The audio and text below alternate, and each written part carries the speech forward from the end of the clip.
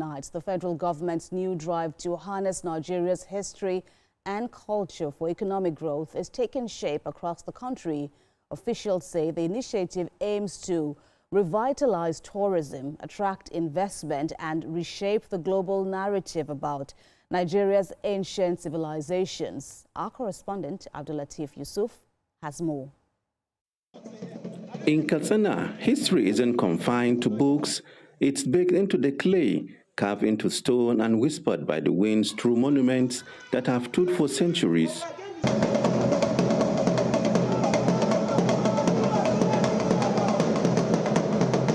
This is the front line of a new national initiative to move beyond oil and tap into deeper resource, our history, to build a creative economy. But this mission goes deeper than economics. It's also a strategy to weave a new social fabric. The mission is to partner, preserve, and power a new future by retelling our oldest stories. And for both the local community and the nation, the potential gains are tangible. This is the 500-year-old Gobarau minaret. It was a beacon for scholars on the Trans-Saharan routes and a watchtower for the city. For centuries, its towering presence guided caravans and defined the skyline. It tells the story of Katsina as crucial crossroad of trade, religion, and ideas. And it stands as part of a UNESCO World Heritage Site, a globally recognized treasure right here in our midst. It stands today. It is believed that have been built during the tenure of King Muhammadu Koro, who ruled between 1348 to 1398, over 600 years ago. The minerals were built by the local craftsmen, using mainly sun-baked clay and mud. Also, Gobarau Mineral used to be the highest building in the Asian city of Katsina. Markets Nigeria to the international community is to develop and promote storage destinations and ensure that there is development and growth in Nigeria, and to also use tourism as a means of diversification from oil to develop the economy of the country. And because it is the apex federal government agency to the sector, it is important that we move around the country to see the tourism potential that is embedded in this country.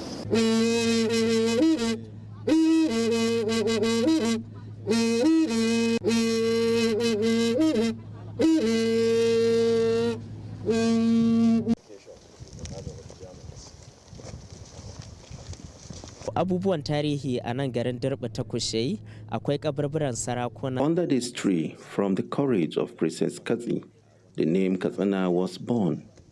In these tombs, our fathers sleep. The graves were very massive and very tall, like pyramids in the Egypt. But with time, most of them are reduced in size due to circumstances. We have more than 5 of such large graves, and we really need to preserve them, although one was excavated by the Germans in 1902, and years after, a collection of bronze, fist, gold, and many valuables were discovered, some even with Arabic inscriptions. This is telling us a new story that confirms the contact of the people with Arabs long before the coming of the Fulani jihadists. From ancient spirituality to Islamic scholarship, the dots of Katsina's history are scattered everywhere. There is the story of the Dutsenba territory, the mystical stone at Kushe village. Legend says when Germans took it to Kano airport decades ago, it miraculously found its way back to its original site overnight. This new drive seeks to connect these stories not as dusty museum pieces, but as a vibrant blueprint for development. It's a strategy to leverage the abundant resources of national memory. From some of the tombs where the Germans excavated, first in 1902 and then 1991, they found a lot of jewelry, gold, pendants, earrings, bracelets, and cutlery. And significantly, and quite importantly, is a bowl which had an inscription, Arabic inscription. which validates the trans-Saharan trade that has been happening between the Hausa people and other parts of the world.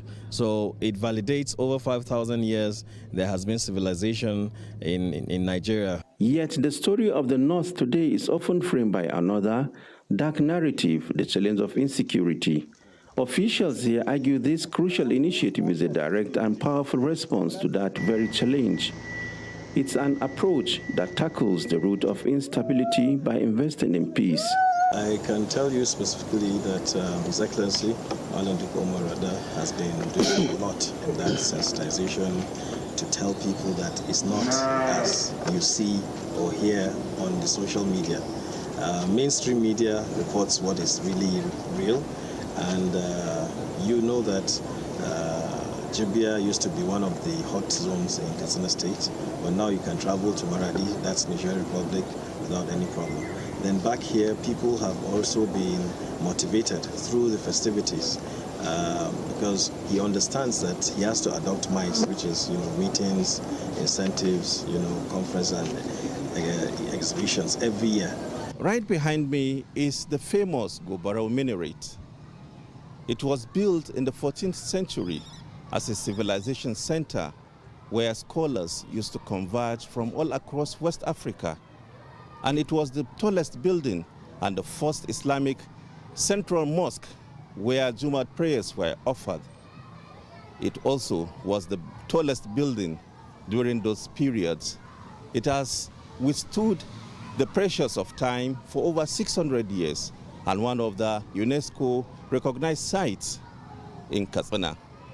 The history tells much about how Katsina has been a civilization and rallying center for scholars over the years.